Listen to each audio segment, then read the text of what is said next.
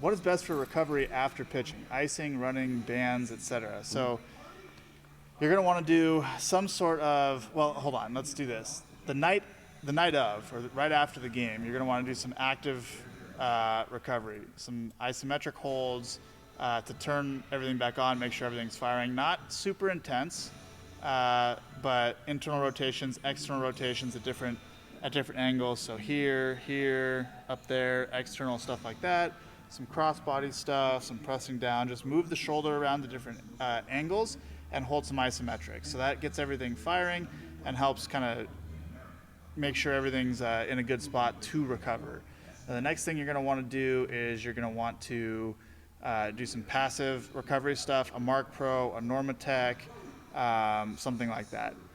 Blood flow restriction is a big one, so something along those lines. The next day, you're going to want to move the joints around a lot. That helps bring a lot of fluid in there. It's a very complicated process to explain, so for the sake of the live chat, you're just going to want to do some movements. You don't need to run, you don't need to ice, but you do need to move around the next day. Get a little bit of cardio in, try to hang out in the 120 to 135 beats per minute range on a heart rate monitor, but by doing a circuit. So I usually go in the weight room, I do some like upward rotation scapular exercises, some like waiter walks or yoga push-ups or something like that. You can do a stair climber, you can do some isometric holds like a plank, a side plank, Copenhagen planks, something like that.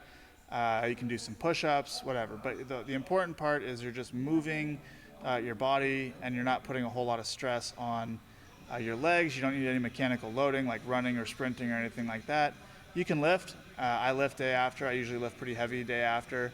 But you would definitely want to go through that cycle of moving your joints around. You don't want to just sit and do nothing. So that would be my recommendation. Ice only if you have visible inflammation and because ice is a stressor.